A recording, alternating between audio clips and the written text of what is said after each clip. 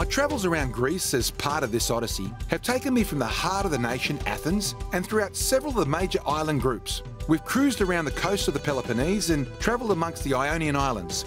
Then we made our way across to the northern Aegean before spending time exploring the hidden gems of the western Cycladic. And man, was it beautiful.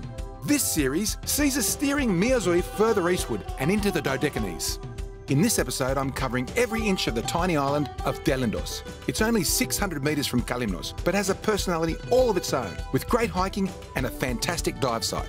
From there, I'm heading to Leros, which is a more lively island, with cliched windmills, whitewashed houses, and a stunning port. The dramatic history of Leros spans centuries. You know, we're so blessed to have the combination of Miazoe and Captain Yanni. Two reasons.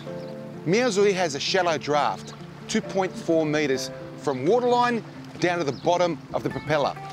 And Captain Yanni is a gun. He knows these waters perfectly, so we can get to spaces that no one else gets to. A boat this size, here in Telendos, they've never seen it in a spot like this because it's so shallow here. There is only sort of that much space, 200 millimetres, between the bottom of the propeller and the seabed. And it's not that there's 200 millimetres. If there's a wave, the propeller goes up and down and could hit the bottom. But Yanni, he's got no problem. He's really, really happy with it. I'm blessed to have him, and I'm blessed to have Miazoe.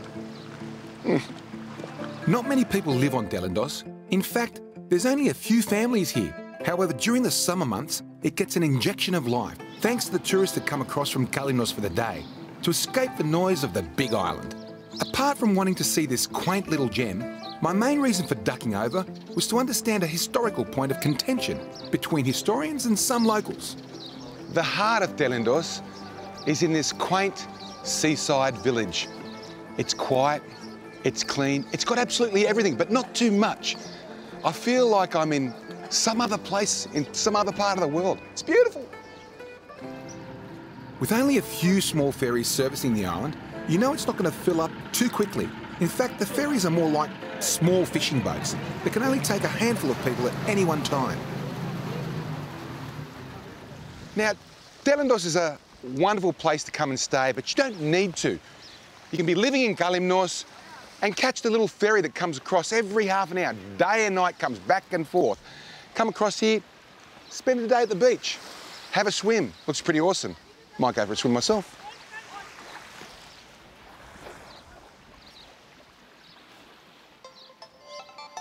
Too good to let go.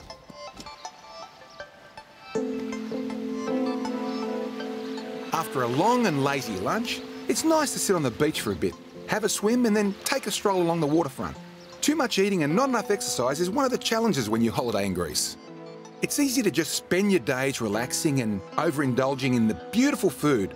But with so much to see in Telendos and very little time to do it, I didn't allow myself the luxury of a nap on a deck chair.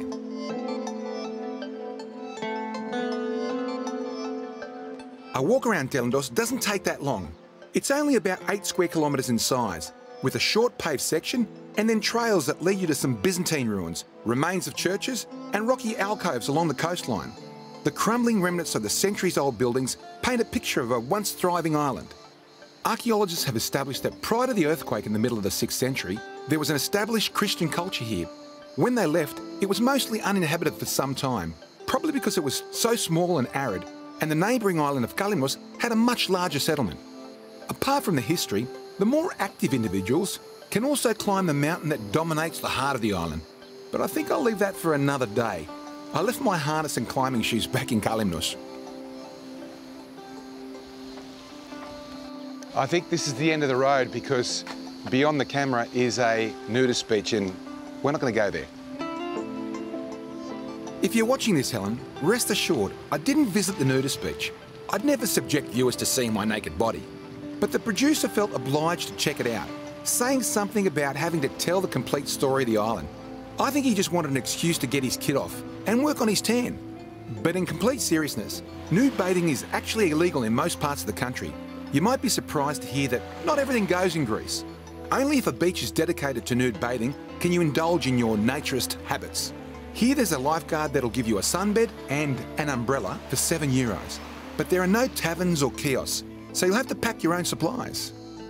Inland is the domineering peak of Mount Telendus. It rises 450 metres above sea level, and as is usually the case in Greece, there's a church at the top. It's been built on the ruins of the medieval fortress of St. Constantine. The castle once housed 5,000 people who would take shelter there during attacks. It provided views across the sea, so inhabitants could easily spot invaders. It seems odd to have such a large castle on a tiny island, but when you consider it was built at a time when Kálymnos and Telendus were one, it makes sense. Now, the popular train of thought here in Telendus and Kálymnos that at one stage these two islands were one is that in 500 AD there was an earthquake and they were separated. Now, when you look at the geological structure of this whole bay, it's about 50 metres deep in the middle and it's a couple of metres deep here, and you can see what everybody believes is a sunken city right through here. But when you have a good look, it only goes out about 10 metres, and that's probably because the water level has risen by about 2.5 metres, much like it has right through the Aegean. So it's more likely to be some sort of geological upshift that's happened over many thousands of years. And I'm not saying that because I have no idea what I'm talking about. I read this bloke. He's my go-to for the majority of my research, Nigel McGilchrist, and he believes exactly what I've just said. So maybe this 500 AD stuff isn't true. Well, maybe you're wrong too, Nigel. Who knows? The only real way to find out what happened here is to see it for myself. And that means one thing. It's time to pop on the dive gear and get wet. I'll take any excuse to jump in the beautiful water here, and thankfully I found an experienced dive team to take me under. Kálymnians are known for a history of producing wonderful divers, and we have two of them here today. And I'll tell you what, Bradley Cooper, Jason Stratham, they look awesome, don't they? These boys are going to take us for a dive this morning in between the straits of Kálymnos and Telendus. And tell me, what are we going to see today, Pavlo? There's a very nice route, yes, with canyons, yes, and big rocks. Big rocks and canyons. I'm actually looking forward to that because they tell me that there was a seismic event in 500 BC, and that's how it separated. That's true. I don't believe it. I don't believe it. I think it was more a geological phenomena that happened over a period of time. We're going to find out today, and we're going to go down with these strong, young Kálymnian divers. They make me look really bad, Anyway, by me, let's go. Let's go. After you. I'm certainly no expert on archaeology or geology, and sometimes in my excitement, I tend to mix up my BCs and ADs. So what I meant to say earlier was 500 AD. Now let's get back to the script. With the site we're about to visit, the popular thought is that a massive earthquake occurred here somewhere around 550 AD. It split Telendus from Kálymnos, sinking a city that sat between what's now the two separate islands. The alternate theory is that it was more than just an earthquake, and in fact, a combination of volcanic and other geological phenomena occurring over an extended period. Whatever it was, it resulted in the formation of incredible underwater structures that are home to all sorts of marine life. Pavlo and Michali have been diving on this site for decades, and in that time, they haven't come across a sunken city, but they have seen some remarkable creations of Mother Nature. These rock formations are like underwater canyons, rising from the depths, creating an eerie atmosphere. They make you feel tiny and somewhat fragile in comparison. It also gives you the sense of swimming through submerged towers. Perhaps this is what early divers were referring to as the submerged city. I didn't end up proving or disproving either theory. However, the dive was mind-blowing. It was one of those experiences where you go into it expecting one thing, but coming across something completely different, yet just as exciting.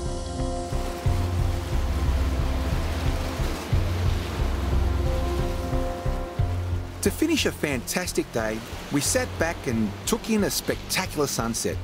Like pretty beaches, there's no shortage of them in this part of the world. We then spent our final evening in the tranquil port of Telendus, debating history and throwing around our own wild theories about what happened here all those centuries ago.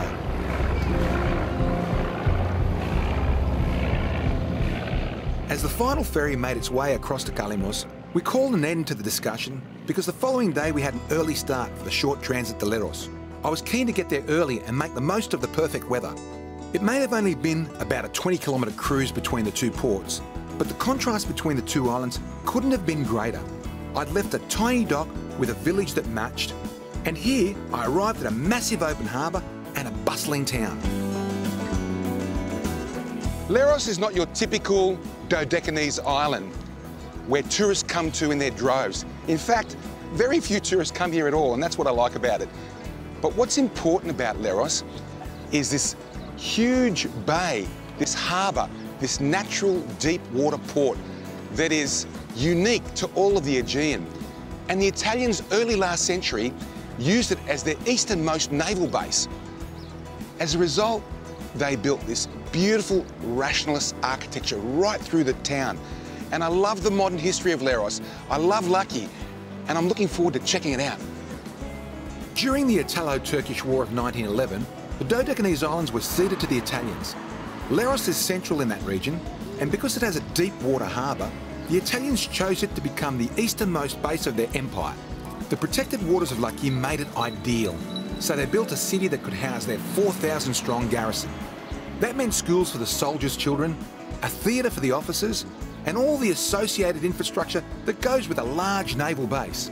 They intended on being here for centuries. Little did they know, 30 years later, they'd lose it. To teach me more about the subject, I met Dimitri, a local council historian.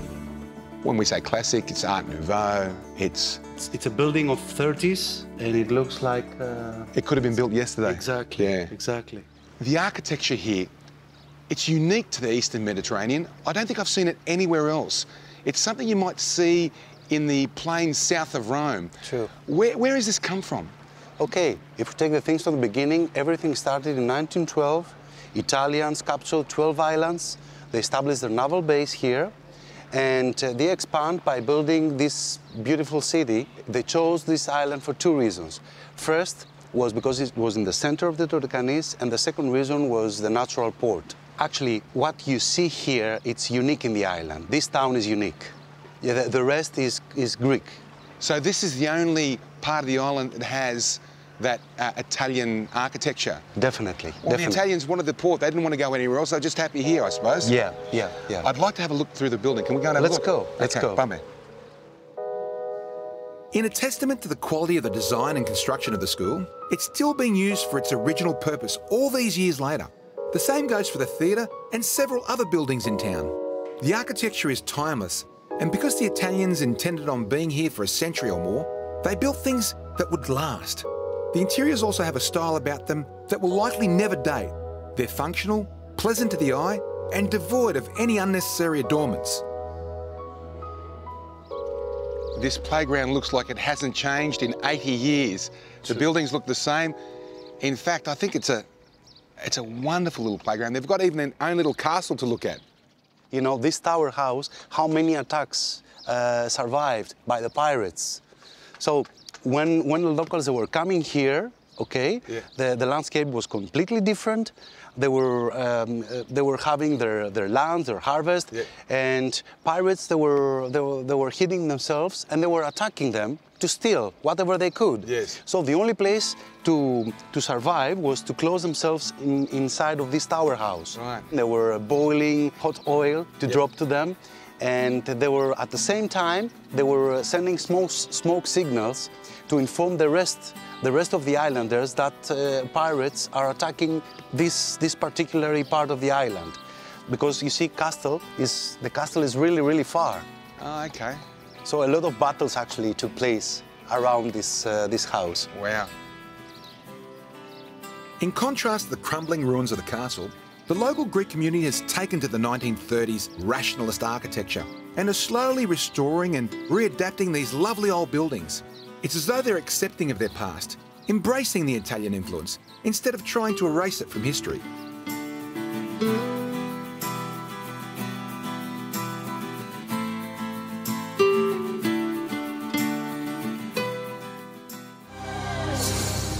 Just across the port of Lucky is the naval base. Now, what's special about this naval base is that in the last 100 years, it's changed hands so many times. First, it was the British naval base, then it was the Italian naval base, then it was the German naval base, then it became the British naval base again, until it became the Greek naval base, which it is right now. So let's go and check it out. Πάμε, Γιάννη. In modern times, Leros was made famous by a battle fought here in 1943, late in World War II. The importance of the island and the naval combat that occurred here is summed up by Winston Churchill's description that Leros is the Malta of the Aegean. Those who had control of the island had command of the air and sea in the whole region. Only days after the Italians changed alliances from the Germans to the British, the Nazis began a campaign to retake the island. Supported by limited British forces, the Italians dug in for battle. After 50 days of bombardment and finally a land invasion, several ships were sunk and hundreds of lives were lost. It became known as the Battle of Leros and is regarded as the last major defeat of the British Army during the war. Incidentally, it was one of the final victories for the Nazis.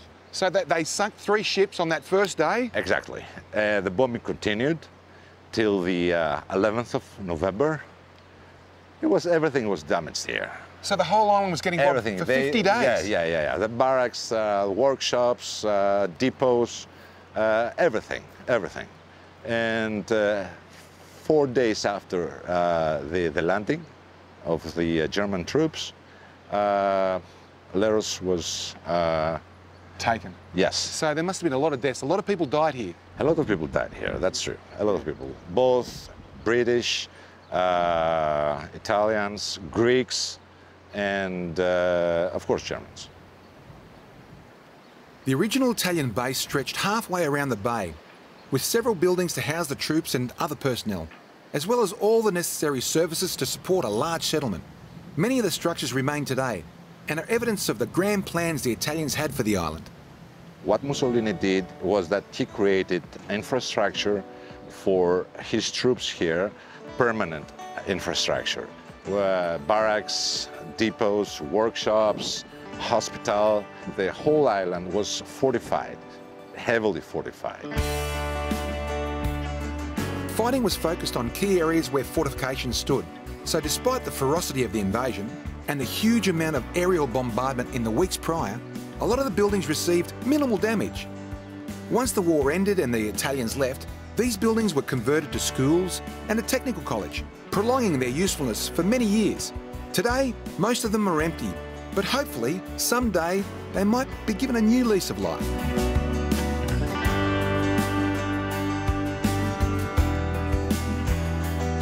Across the island, there are remnants from the battle still visible today, but perhaps the most significant of them lies in the bay, beneath 20 metres of water and an ever-increasing layer of silt. Like a ghost, the twisted remnants of the Greek destroyer Queen Olga sit in near darkness. They look nothing like the grand vessel she once was. After sustaining heavy attack from 25 Junkers bombers on the first day of battle, the Queen Olga sunk. The damage was so significant that it took very little time for her to sink, torn apart by explosions. With her went 72 men. Diving on a wreck like this creates a strange feeling. I'm drawn to explore more and find myself in awe of the scale. But then there's a certain amount of sadness, knowing how many souls were lost when she sunk. On dry land, the scars of war are just as visible. The remains of the fortifications give you a sense of just how significant the defences were. But despite the batteries around the island, their superior air power gave the Nazis the upper hand, allowing them to cause huge losses to the Allies and subsequently create a supply chain to support their ground invasion. In all, during the Battle of Leros, there were over 900 Allied casualties and 520 German losses. To learn more about Leros and its military history, I made my way to the nearby museum. It's housed underground and contains fantastic exhibitions. Only a few hundred metres from the port is the military museum. I've been here before and I've been looking forward to coming back. Obviously, the military museum.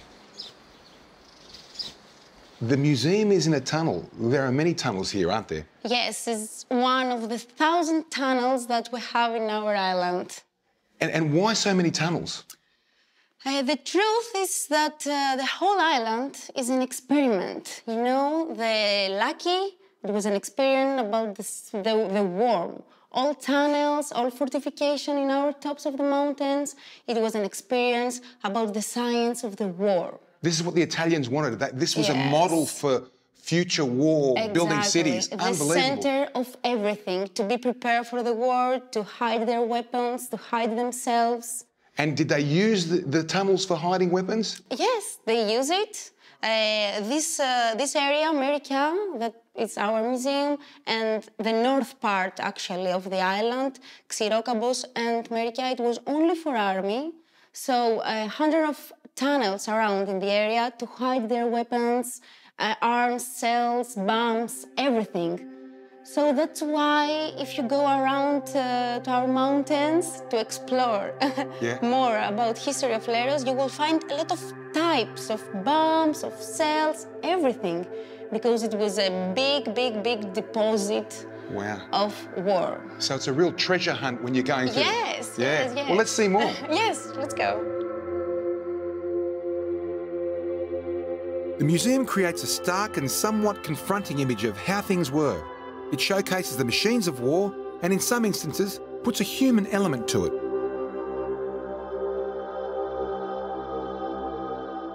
There are a lot of artefacts here. A lot. How did they get collected? Donations. Yeah? The people, when this tunnel opened, people, they were happy to give their things because when they were a child, they go around to the tops of the mountains and collect things. Wow. So when this tunnel opened, all the weddings with their exhibits, helmets, books, arms, whatever they found around the mountains. Wow. It's hard to believe that in the years after the war, as a child growing up here, your out-of-school fun was looking for unexploded bombs and discarded weapons. And for those that lived through the horrors of the war, there were lifelong scars. Almost every Greek family has been touched by it in some way. I know that when I was growing up in Australia, most of the kids I grew up with had parents that fled Greece because of it. So what do we have here? It's a bomb trailer. They use it to move the cells and bombs around the tunnels. Wow. Yes. That's how much was happening here. They had trolleys, they had all this equipment, this ancillary equipment to move everything around. It's amazing. So I think if you want to come to Leros, come to Lucky and come here first because you'll get a good education on Leros, more than just the Battle of Leros, all about how Lucky was built. Irini has been fantastic. Thank you very much. You're welcome. Now, is that a real bomb? Yes, and you can see inside. Wow. Also, how was a real bomb. Wow.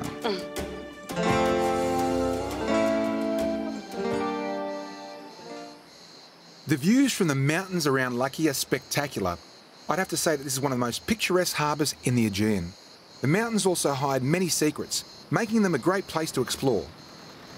One person who takes advantage of the trails up here to do a little searching is a local I met called Marcos. He was born in America and moved here with his wife to settle on his family island. Nowadays, he works in IT for the mayor's office, but his free time is spent in the hills discovering the island's past. He's particularly interested in the fortifications, as there's little information about them, yet they're so domineering and significant a feature. All he has to go by are a few photos and the word of those who lived through the war, but he's managed to learn a huge amount and piece together a lot of history. This concrete structure was used as a acoustic tool to amplify the sound of the airplanes coming, sort of a radar before radars. So radar was what, early 40s, was it? Yeah, around there maybe. And when did the Italians build this? Somewhere around 30s. Ah, okay. So how did it work, man? I mean, where are they listening from? So how this works is there was a soldier inside this opening area here where he would walk up and down inside this area. So depending on where he would hear a sound, like say if he was somewhere here and he would listen to a sound, he would know that there's something coming from this area here. If he's more down and hears a sound somewhere here, he knows that something has come from here. Why this opening is down low is because they're interested in listening what's coming from above, from the air, from the airplanes. So they get the sound that reflects from the sky down into this opening. If he was at this height, all he would hear is the sound coming from the batteries. So this was the radar before the radar, really, wasn't it? Yeah, later on, when actual radar started appearing during the 40s, this became obsolete because airplanes started to come a lot faster. And by the time they were listening to the airplanes were already here. So the soldier's got the general direction of where this plane is coming from. What does he do with this information? So since he has a basic idea of where the airplane is coming from, then he gives this information to the command center. And the command center, with another instrument that's here located in this installation, the aerofono, they were able to pinpoint with more accuracy where the airplane exactly was. Can we have a look at that stuff? Yeah, let's go see it. Come on, let's go. Marcos might be an amateur historian, but his wealth of knowledge and passion for the subject are fantastic. He had a way of creating a vivid picture of what was once here and how things operated. What I found incredible is the scale of what the Italians had built, not just up here, but across and beneath the island. Yet despite the money and huge amounts of resources thrown at this military experiment, they were unable to keep up with advances in aviation. So the parabolic acoustic mirror we just saw, as well as the aerofono we are about to see, became obsolete by the time the war arrived. What this was, it was an instrument with a cone-shaped nose where they would point into the sky and try to listen to the sound of the airplane that was coming, and they were able to calculate with more accuracy what type of airplane it was from the sound, and also the distance and the altitude of the airplane. You don't have to be a military enthusiast to walk or drive around Leros and appreciate the huge amount of fortifications, naval buildings, bunkers and tunnels scattered across the island. The scale of it, for a seemingly small landmass at the bottom of the Aegean, is immense. Yet despite it all, as history has taught us, when a better equipped, more motivated and highly trained force arrives, immobile fortifications will generally be conquered. Heading to the southern tip of Leros, Marcos took me to a very different remnant of the war. During the German occupation, we had a German soldier that was here. His name was Otto Meister. And he was an artist, and he started to make these interesting drawings all over the place. We see here in this area, which is the kitchen, we see a drawing of a chef with his helpers preparing a soup. And he has the recipe for the soup there. He was obviously a very busy guy. Yeah, of course. A lot of things to do. Man, I think the goats like it here as well. It must be a bit of a sanctuary for them. Yeah, we do have a lot of goats inside here too. Wow. They find shelter in here. Look at them, they're all looking at us. Hey guys, how are we going? The frescoes adorn many of the former barracks walls. They were probably done by more than one hand. Italian soldiers or political prisoners who found themselves confined within these rooms are also believed to have contributed. Whether out of boredom or wanting to leave their mark, the art has managed to survive.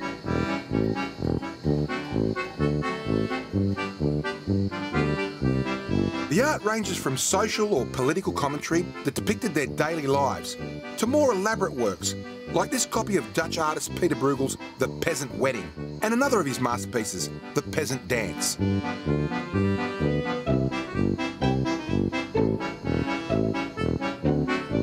The works are a reminder of the human side of war. They show that soldiers are more than killing machines, but artists, musicians, chefs, and just everyday people with hobbies and passions.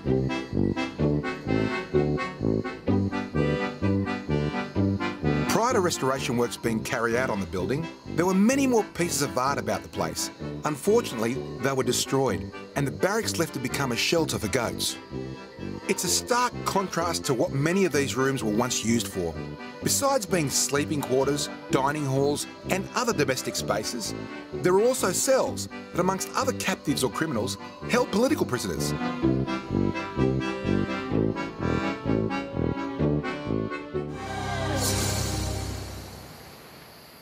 Looking at it now, Leros is a peaceful haven, but just like the rest of Greece, it's had its fair share of war and political turmoil.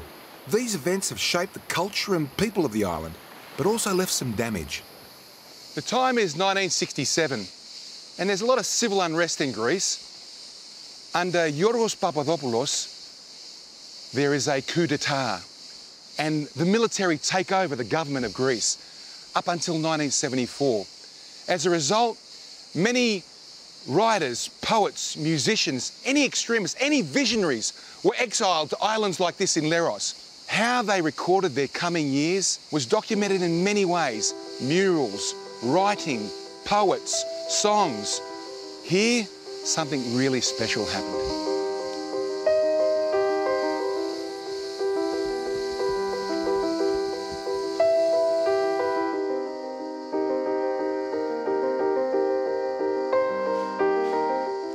3 artists, political prisoners, decided to rebuild this beautiful church of Αγία Kyra and fashion it in their own take on Byzantine art, a modernist way, by using political prisoners and locals as models for the frescoes that you see up here. But this is not a story about this church and the Junta. This is a story about the edge of society and the view of these extremists in our society, their vision, and being able to document it in our governments of today. And in governments that they weren't able to do it, this is what occurred. They were exiled. But they got their way, they got to document it, and it's been kept. And the state has protected this church. For centuries, the Greek Orthodox Church has portrayed their icons in the Byzantine style. Strict tradition has maintained this practice, and anyone that deviated from it was committing blasphemy. However, in exile, these artists were able to express their creativity. They didn't do it to cause trouble or offence, but to simply put their thoughts and emotions onto the walls of the church they rebuilt. It was visionary and a way to make a statement about progress and inclusion, rather than conservatism and exclusion that is often the way of politics and religion. Having spent a few days exploring the harbour of Laki and its Italian-built town, I started to fall in love with the place. In terms of the architecture and surrounding mountain scenery, it's quite different from most of Greece. The expansive anchorage and rationalist buildings from the early 1900s create a unique setting that at times makes you think you're far from the Dodecanese, and that recent wartime history adds plenty of drama to the town's story. But now it was time to up anchor and make a move. There was plenty more to see and do on Leros, and we had to spend some time in what I call the Greek part of the island. This is about as cliched a Greek port as you'll come across, with fishing boats, windmills and a fort. But as I'll show you, it has its own unique personality too. From the southwest part of the island, we've travelled halfway up the east coast to this beautiful seaside fishing village of Bandeli. Gone is the Italian architecture, and we're back to the Greek island white. Up there we have our 11th century castle and a dozen or so windmills. It's just such a beautiful spot, and this is really the fabric of the Greek islands. You can hear the kids playing in the background, families are having fun. It's just an awesome place.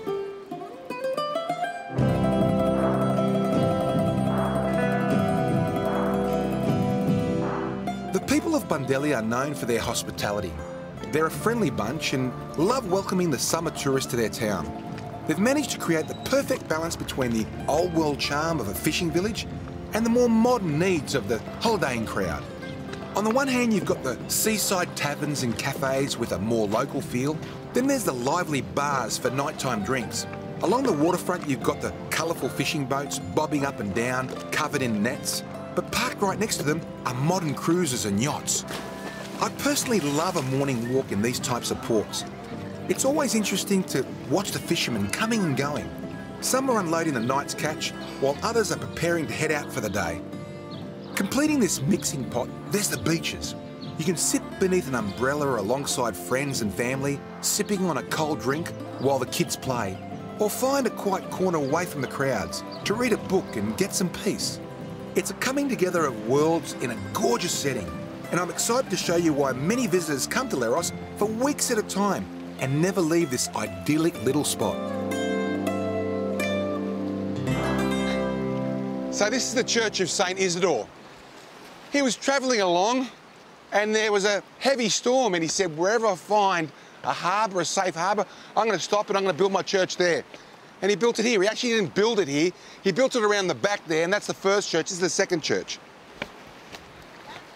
Little is known about the original temple that stood here. The submerged ancient foundations are all that remain. Today, the church is a symbol of the island and hosts weddings and services on important dates. To me, the role Agios Isidorous plays is to inspire people. It's not the grandest building, but the location is hard to beat, and its simplicity is what makes it so special.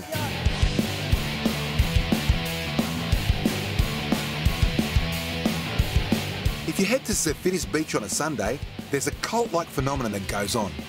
It's a perfect example of how something can touch an island's history and then form a life of its own, becoming part of its cultural identity.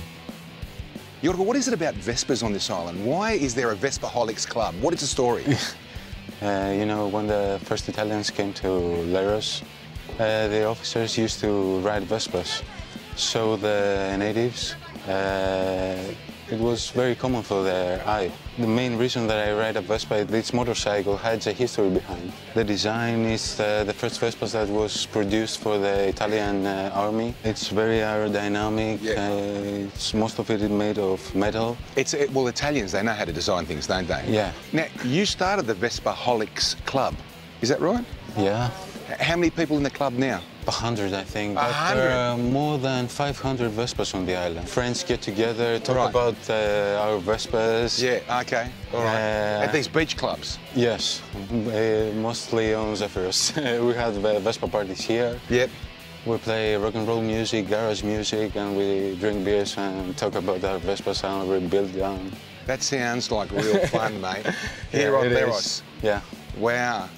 Well, I feel like joining the Vespaholics club and having a few drinks with you. Can I do that? Yeah, sure. Let's go and do it, mate. Let's go and do it, eh? All right, let's go. Come on. This town really is a place of contrasts that somehow meld perfectly. Here you've got the Italian influence from the mid-1900s, now manifesting itself with the youth of the island. They've created a bikie gang unlike any other. Yorgos and his band of Vesparites have an unmistakable sense of freedom and zest for life that's highly contagious. It certainly rubbed off on me, and for a little while there, I felt 30 years younger. Mind you, that still makes me the oldest bloke here.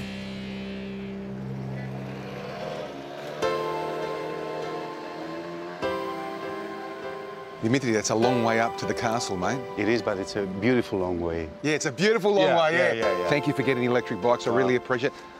Next time, no baskets, mate. Okay, Don't need the basket, okay? Let's go, eh? Let's go. Here we go. Oh, shit.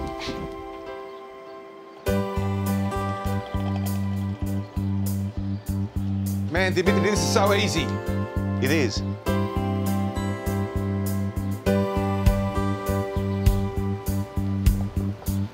You know, riding a bike is a great way of seeing the Greek islands.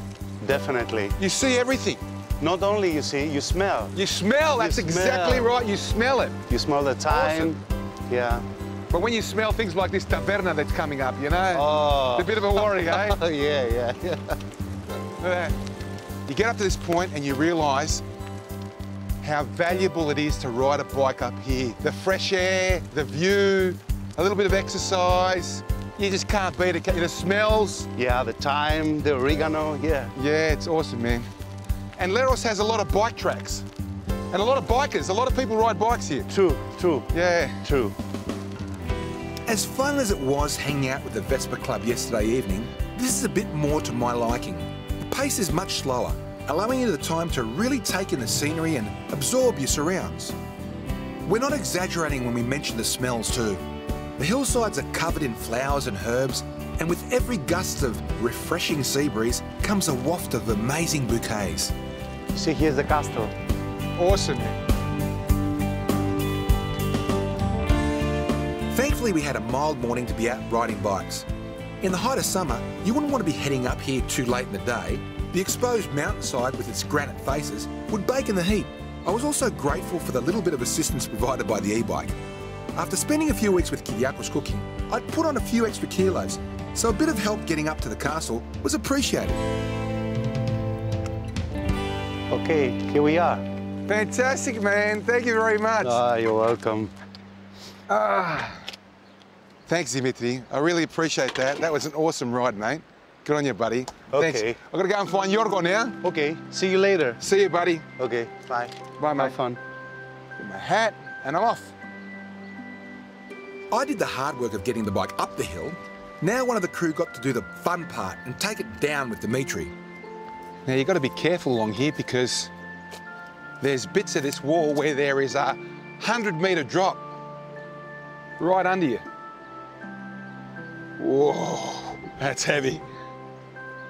Now, you're almost always guaranteed the most spectacular view on an island if you go to the castle. And this castle of Pandeli does not let you down. because from here you can see every bit of the island, and primarily and most importantly, the three main villages here. It's just a spectacular view. And this castle, she's a beauty. It actually sits on an old acropolis, and it was rebuilt many, many times. But the big one that you see here was done in 1395 by the Knights of St. John. It was subsequently bombed in the Battle of Leros, and they've actually repaired it ever since. But coming up here is awesome. Whether you walk, you jog, or you ride your bike up, it's fantastic. And I've actually got a meeting now with some other guys who are going to give me a pretty rough ride going back down. So I'll see you soon. If it's not a castle occupying the best spot for views, it'll be a church. It's not terribly often you'll find towns perched on tops of hills, because generally the people need to be close to the port, which is where it's cooler and the supplies come and go. But at times of conflict, they'll flee to the hilltop fort for safety. Speaking of safety, I was about to completely throw mine out the window, or should I say, off the cliff edge. I was meeting up with Nicholas and his mates, who have formed a bike club, not of the motorised variety like the Vespa guys, but mountain bikes. These guys are soldiers based on the island, and in their free time they hit the trails. Such is their passion for it, they regularly plan outings to build more tracks, to open up other parts of the island. The popularity of the sport is on the rise, but after you see how much I struggled on the hardcore trail they took me on, maybe there won't be a line to sign up. All jokes aside, I did eventually find my feet. Once I got a bit more confident, I thoroughly enjoyed the experience. They took me to parts of Leros I would have never otherwise seen, and like the rock climbing I did in Kάλυμνος, made me push my limits just that little bit further. Ah, shit! The fuck have they taken me? I don't know about this, man.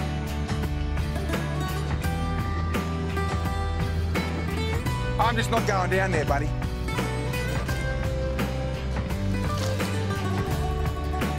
The camera really did make it look far less steep than it actually was. And it wasn't just sheer. The massive rocks added to the difficulty too. Ξέχασε το ρε.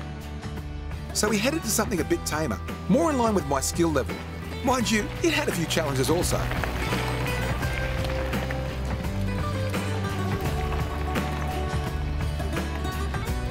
In the next episode, I leave the hills of Leros and make my way across to the island group of Micronesia. It's a brief visit to what they call the Polynesia of the Mediterranean, before heading to the island of Lipsi. There I'm getting hands-on, as I learn all about the life of the locals, from the farming practices to the food they eat. I also meet a team of researchers working to protect the area's marine habitats, before finding out what the life of a Greek soldier is like in such a remote part of the country. But before that, I had a quick drink with my new friends to bid Leros farewell.